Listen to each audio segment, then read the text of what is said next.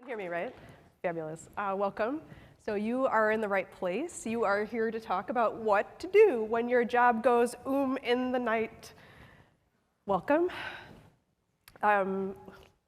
Before we start, let me tell you about who we are. If I can make it go. Oh, clicky button other way? Ooh. I found all the buttons. Oh, I think this button. Okay, cool. And then click again All because right. it's just a duplicate. So us. So meet us. I'm Anya. I'm working for Prophecy. I'm a tech evangelist. And this is Holden. Hey, I work at Netflix. I checked my email this morning. Not laid off or fired. That's good. We are hiring. And so are we, although I maybe didn't do the best intro to convince you to apply. But we are hiring. And Jacek is amazing. And if you ever need Spark training or any sort of like big data stuff, amazing freelancer, highly recommend. And if you haven't checked out his books, you definitely should check out his online books as well. They're amazing. Yeah, for sure. And by all of that way of introduction, we mean to say that we have all spent way too much time debugging Spark jobs. So that's us. So what are we going to talk about today? We're going to talk about what to do when your job fails, or it's slow, or you have some spare time to contribute to some open source. And of course, my favorite topic, high-pressure Disneyland timeshare sales. Now, if you don't know the many benefits of the Disney Vacation Club, wait a second. This is not the right crowd. But definitely, if you are interested in a very exclusive timeshare, do reach out to me afterwards. I am required to disclose that I do not have a real estate license, but be very excited to set you up with a timeshare. OK, but seriously, we're going to talk about Spark flowcharts. So way back in 2016, we created a flowchart based on a... You created a flowchart. OK, you're too kind. We had a customer interaction, it got really thorny, and we kind of summarized the main tips that we came away with.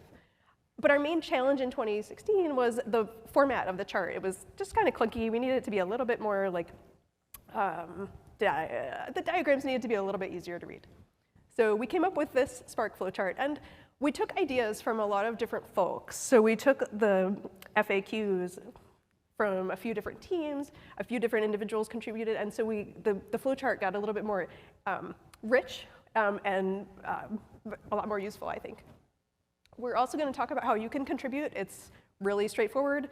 The instructions you'll see, it's 3 lines, and one of them is git pull, so pretty straightforward. And then I'll try and convince you to buy our books /timeshares. And we'll do some very unbiased, totally scientific surveys at the end where I have you put your hands up and pretend I see whichever answer it is that I wanted. Sounds about right. OK, cool.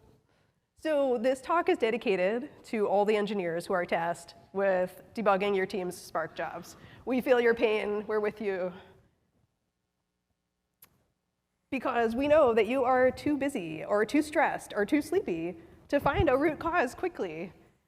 And a flowchart would be really helpful, especially at 2 in the morning, or especially for somebody else on your team at 2 in the morning, so they don't have to wake you up. Yeah, I don't want to get woken up at 2 in the morning. No, it's happened too much.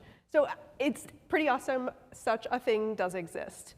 Given a symptom, how would my lead engineer troubleshoot? Probably they would have some starting point. The first question is always, do you have a failure, or is it just slow, right?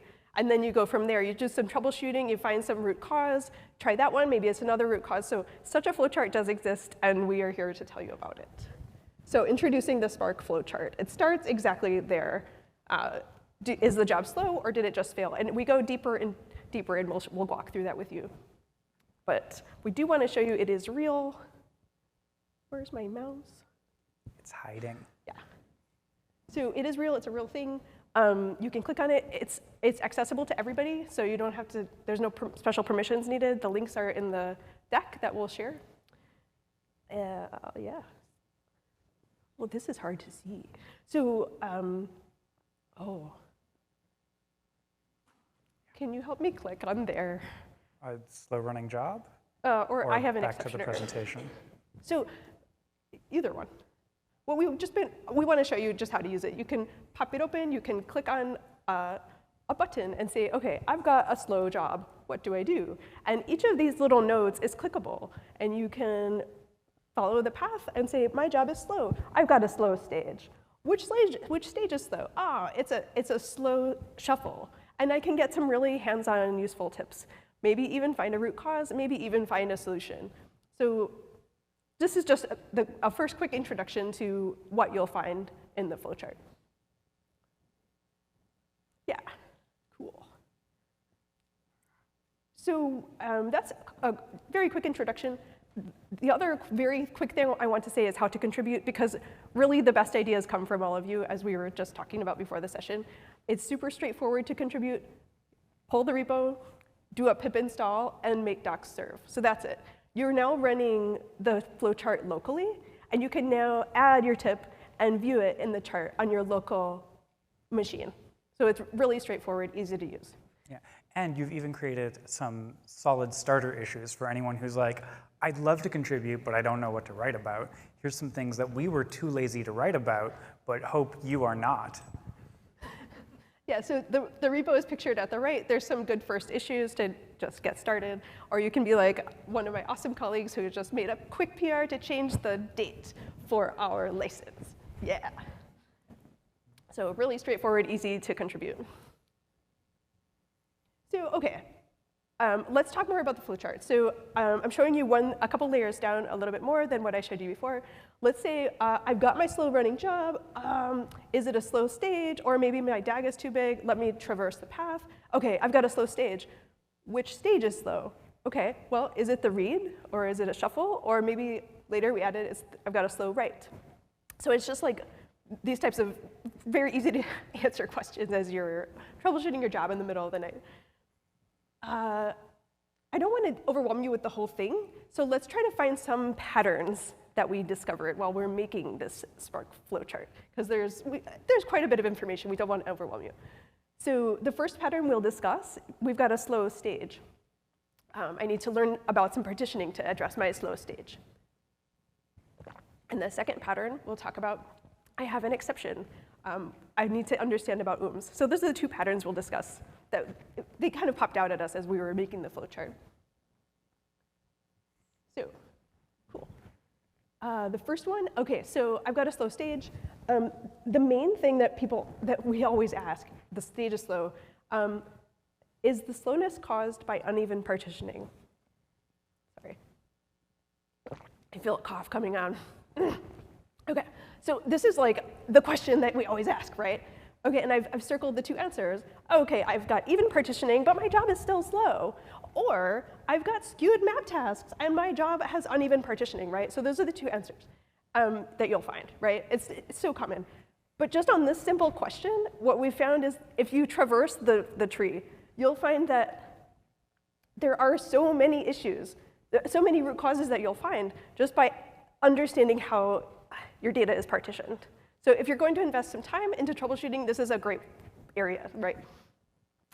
So many different root causes can be identified this way, related to partitioning or not. My favorite is this one. There's my mouse. So I love this one. This is an example of what you'll find in the chart.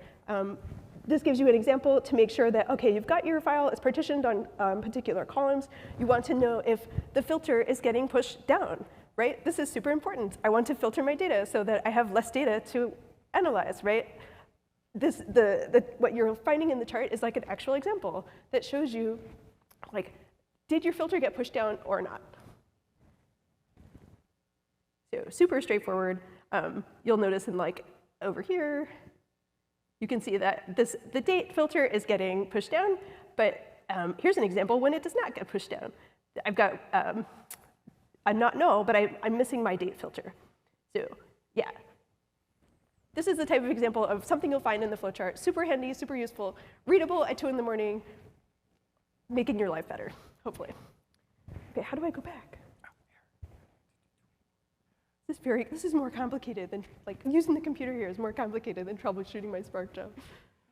All right, cool. So that was the first pattern, like understanding partitioning and dealing with a slow stage. And now I'm going to talk about at least one person's favorite exception, out of memory. But don't worry, we will get to some of the other ones later as well. So there are many different kinds of out-of-memory exceptions in Spark, right? Like, it's the gift that keeps on giving. So how many people here have had a driver out-of-memory exception? Okay, not everyone. Fascinating. That means some people are asleep. How many people have had an executor out-of-memory exception? Okay, people are starting to wake up. And now the one which I'm not actually sure if it's going to be everyone. How many people have had a container out-of-memory exception? Oh, I'm very sorry. It's nice to meet the Python users in the room, though. Slight joke. And then how many people have had an out-of-memory exception where you have no idea what out-of-memory exception it was? There are some very sad people, and I'm glad you're here. The good news is we still don't know, but we have top people on it. Top people. And the good way to know that you have a mystery out-of-memory exception is that your logs have gone missing, and that's normally the sign that the Scooby-Doo mystery machine has come along and stolen all of your RAM. And it's a good time to buy a support contract. Okay, but so more seriously, right? If we look at the flowchart here, and this is once again just like a small section of it, we can see there's a few different things that might cause driver out-of-memory exceptions. Probably, the biggest one is collect, but if you're being woken up at 2 in the morning, we hope it's not just collect. We hope it's something fun and exciting, because otherwise, how are we going to keep our jobs when people can figure this stuff out far too easily? So it can be all kinds of things like big broadcast joins. Anyone have that? Anyone? Oh, less people than I thought. Okay, fascinating. I've gotten woken up at 2 o'clock in the morning for big broadcast joins, even when we had broadcast joins explicitly disabled. Yeah. Turns out that's a suggestion, which I learned at about 3 o'clock in the morning, which is notably later than 2. It was a little sad. But yeah, let's go and take a look at our super happy flowchart. Okay, it's 2 o'clock in the morning. I got woken up. I click here. I'm like, okay, what's broken? Oh, I have a container out-of-memory exception. And interestingly enough, like, I can get a container out-of-memory exception on both my driver and my executor, right? And often it's from our good friend Python or R. Oh, I forgot about the R users. If you could also get container out-of-memory exceptions. Or anyone who loves calling Fortran code or COBOL. Anyone work at a bank? I think there's one. I know there's one. But are you using COBOL with your Spark code? No. Oh. I got to work on my retirement plan. I was going to get COBOL and Spark integrated together and then never have to work again in my life. But yeah, so more seriously, like container out-of-memory exceptions, these can be really difficult to debug. And the thing here is, right, this doesn't give you like magic fix, but it does say, well, okay, we can try tuning these numbers and maybe it'll work better. But in the long run, right, we don't want to just play with our memory overhead. There's a really good chance that we need to like reevaluate what we're doing. And this isn't designed to like fix our job forever, but this is designed to fix our job long enough that we can go back to sleep and come back to it once it's the morning and we've had coffee and we're not as grumpy, because I find that I'm kind of grumpy when my pager goes off. And then we have a special section for Python, UDF OOMs. Only the best, only the best. Ooh, that is not the part I thought. Okay, cool. So yeah, let's say we found the root cause, right? We got a container out-of-memory exception. It's all good. It turns out we were running Python. First mistake, but also, you know what? I work on PySpark for a living, so yeah, it's a mistake that I keep on making. So I'll just increase the memory overhead and I'll go back to sleep. Great. No problems. Everything's fixed. But you're like, okay, Holden, like, why did you decide to put these things in this, right? Like, this seems like kind of a random grouping of topics. And I would assure you that that is definitely not the case. These were definitely well thought out. Only the top technology was used, namely Google Sheets. And whenever I got annoyed at answering the same question more than 3 times, Similar heuristics were applied by my coworkers and our open source collaborators, and it's been lovely. And realistically, a lot of this has been chosen as just sort of, what we're annoyed with, right? And so you may find that there are things in this that don't occur as often for you, or you may find yourself going down a path and then just being like, well, it's missing a part. Where do I go next? And that's okay, right? Like the cluster fell over and died, but you too can prevent cluster failures or out of memory exceptions, whatever. You too can add things to this flowchart, and you can add the things that you are experiencing or your users are experiencing at 2 o'clock in the morning so that you can sleep through the night as well. All kinds of fun.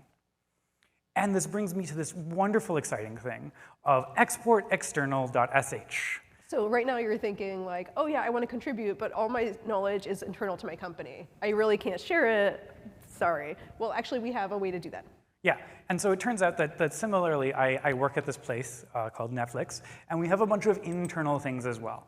And they're not like secret, right? Like there's no one who's like, oh man, I'm really excited to see the Netflix fork of Spark. And if you are really excited to see the Netflix fork of Spark, like, come on, I'll show you on my laptop afterwards. But more seriously, like, we have a bunch of really weird things that we do, special business logic that we do, that doesn't necessarily translate or make sense to share with the world, right? Like, we have some random things that are set, like we don't allow people to set a Kiro serializer max value above 2 gigs, I want to say. And those sorts of notes are super important for our users, but not at all important for people at other companies where they don't have those same configuration restrictions. And so in the interest of encouraging people to actually contribute upstream, exportexternal.sh is a high-quality shell script. And it's a shell script because people told me Perl was not cool anymore. I was kind of sad. But it allows you to put a whole bunch of things under the private directory, and then you can put all of these little like private notes, and you can include them in the flowchart, and it'll be all kinds of cool and great, and people can see them inside of your company, but you can just run this export external script, and it'll push it to open source, and you can make PRs to open source, and you don't have to fork my code and never come back. So pretty straightforward. The export external script lives in the repo, just pretty straightforward. If you have questions, reach out. Yeah. And it does require installing a bunch of random software from GitHub, but I assure you, I have at least skimmed all of the packages that it uses, and none of them seem to be trying to steal my Bitcoins, or Dogecoins for that matter. So more seriously, how you do this is you make a fork, you make an internal fork, then you use the include syntax, you put things under private, and then export external, you just run this shell script, and then you can make PRs like normal, and you can still have your like little internal notes, and they won't impact the external stuff. You don't have to do a bunch of bookkeeping. And they won't be visible to the rest of us. Yeah. Although like if you do have like actual secrets, like, definitely like take a look before you do the git push. Because, it's a shell script that I wrote, and that's not good. It also has inline regular expressions. Yeah. Okay, cool.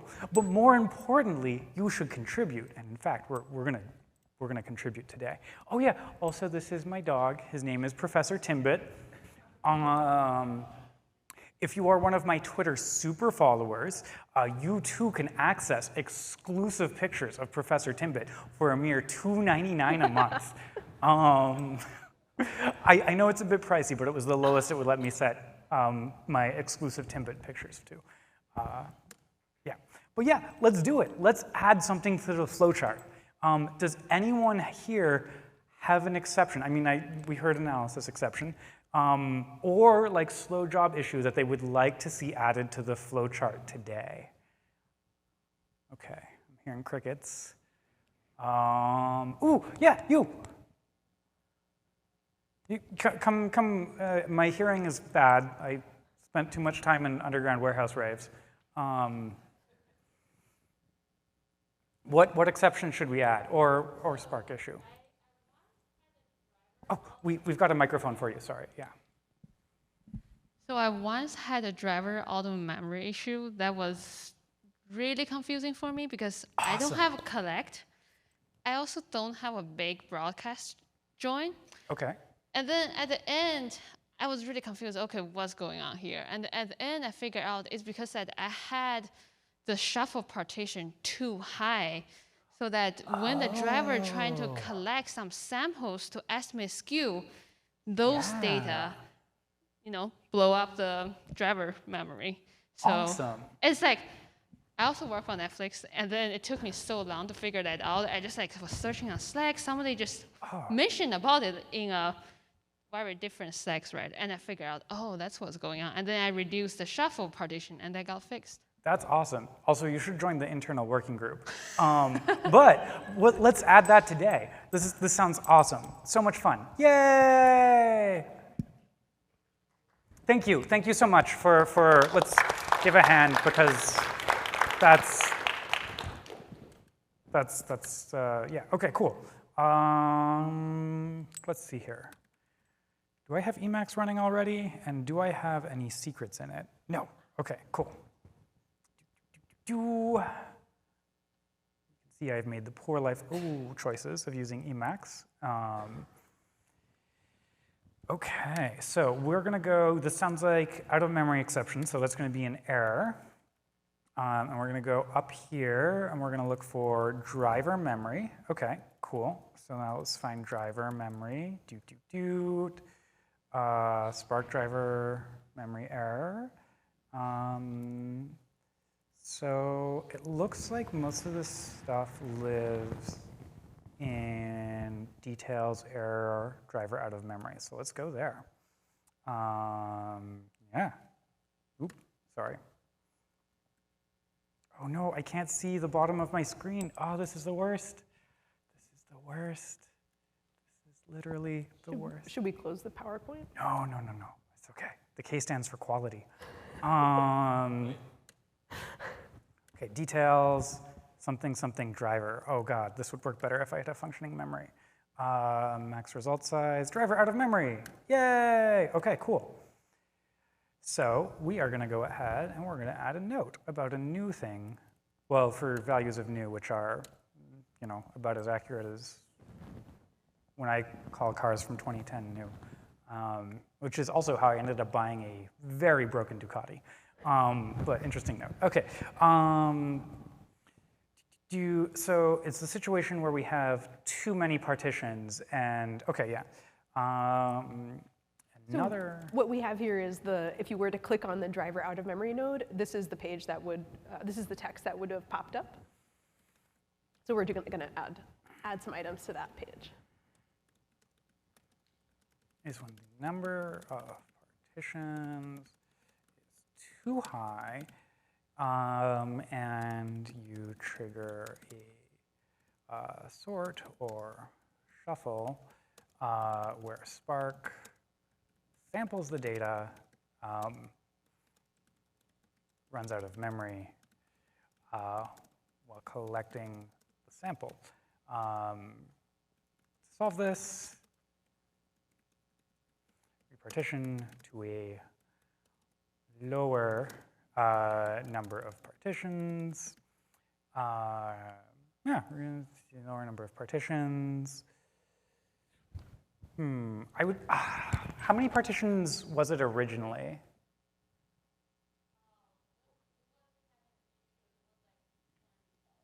20,000 partitions was when it was broken. Okay, cool, cool. That makes sense.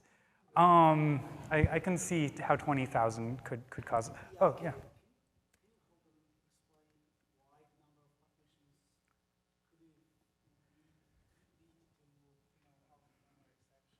Yeah, so the driver has to track. Oh, yeah, sorry. Right. Do you want to repeat your question into the microphone? Okay, now, okay. What was the question? Someone? Okay. So the question was, let me rephrase it. Okay. So how does the number of partitions and the sampling cause out-of-memory exception on the driver? When does this sampling happen, and why?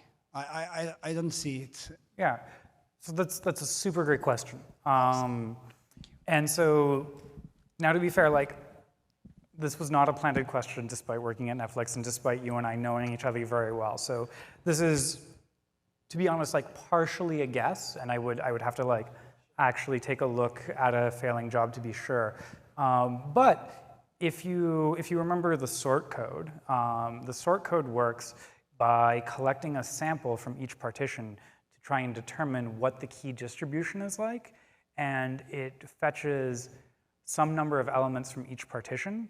And if we had 20,000 partitions, it might fetch some number of elements times 20,000. If these elements were of a reasonable size, some number times 20,000 could become enough to trigger an out-of-memory exception.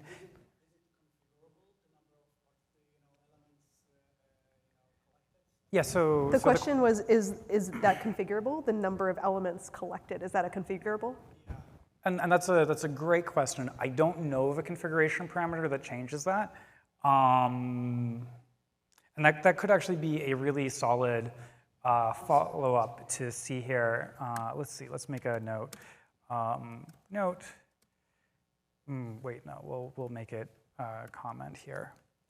To do. So did I already contribute to this project and I earned, Oh yeah, you already have committer access, Jacek. Like, but to be fair, like that is, if anyone wants to contribute to this, I am more than happy to give you committer access. Like this is not like the Spark project where like committer access is like, you must prove yourself over 5 years. I just realized where I was when I made that joke. But like, yeah, it's very much like this is community driven. If you want to contribute, I'm happy to share the commit bit. And if you screw up, you know, we'll deal with it then. But like it turns out version control means we can roll back pretty simply. Why do we need to do repartition and a shuffle if we can just coalesce? Great, so solid question. So why do we need to do repartition instead of just coalesce? And so we might be able to just do coalesce. The thing is, if we do coalesce, it's gonna bubble up, right? Or if we do coalesce, it may bubble up. And if we do a repartition with a shuffle, it doesn't bubble up in the query execution plan. And so if we did a coalesce, it might reduce the number of partitions further upstream. If we're in data frame world, if we're in RDD world, you know, coalesce would be fine. But in my experience, I tend to get woken up at 2 o'clock in the morning by data frames rather than RDDs, because the RDD code has been around long enough that it still works. But yeah, we can make that a note too. RDD users, solve this, repartition to a lower number of partitions, or if your RDDs coalesce is a more efficient option.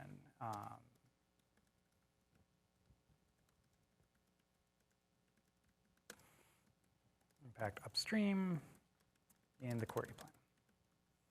Cool, okay. So I mean, not perfect, but like it's a note and it's some stuff, cool. That looks okay.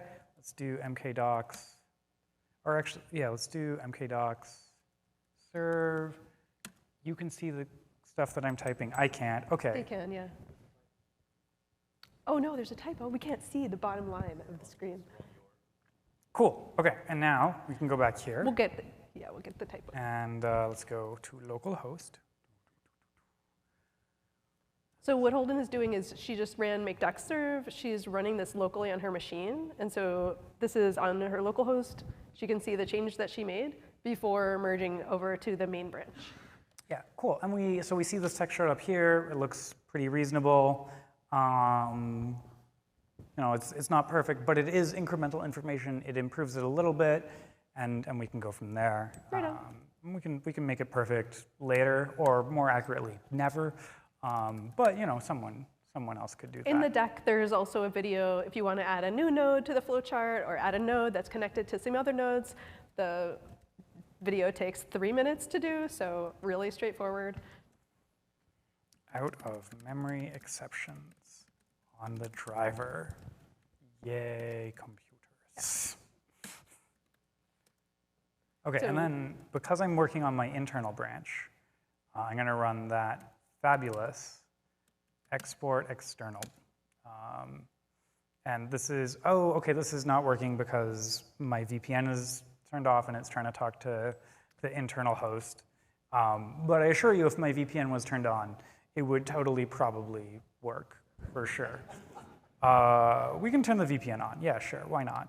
No, I think that makes your computer not talk to the internet from here. Oh, no, only some of the time. Don't worry. Solid partial success.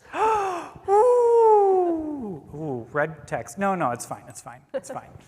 Yeah, and you'll note that this high quality shell script definitely force pushes.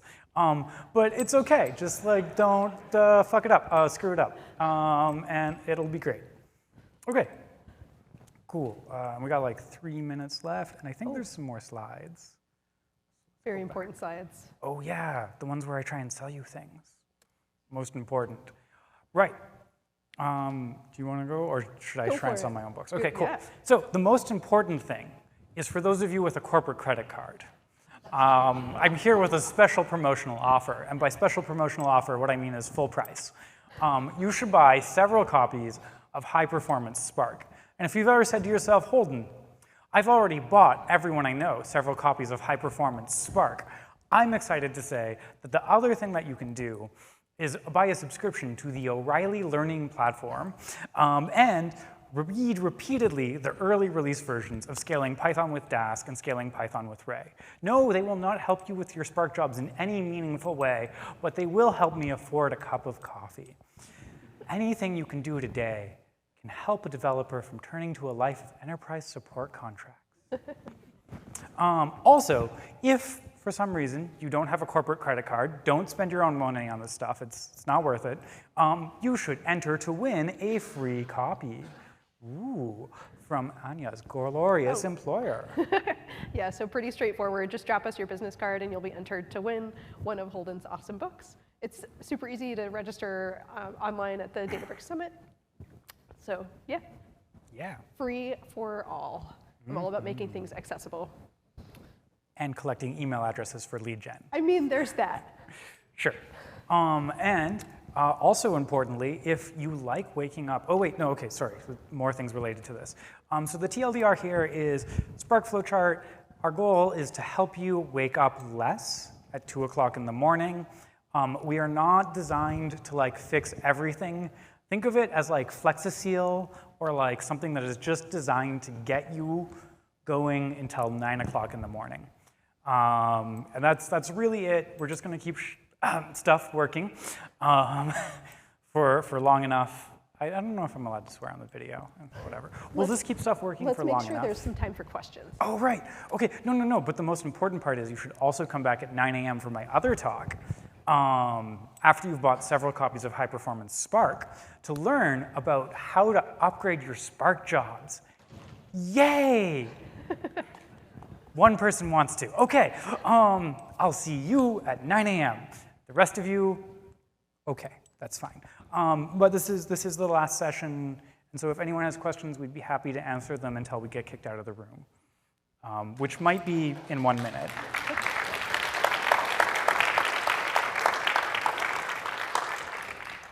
So I think we can take one question.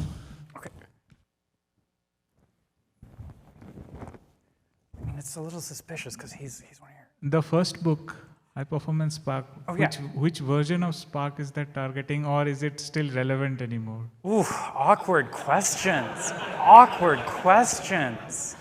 So I would say that the part that is most relevant, which is my royalties, remain relevant to this day. However, yes, admittedly, it does talk about a slightly more refined and well-aged version of Spark. More seriously, though, it is still relevant, and you can still learn important things about it. It doesn't go super deep on Spark SQL, though. So if you're really like super gnarly Spark SQL problems, it's not going to help you out there. But you should still buy several copies, to be clear. All right, so the time is up. So thank you so much, Anya, Holden, and Jacek. And we'll be here to answer your questions or outside.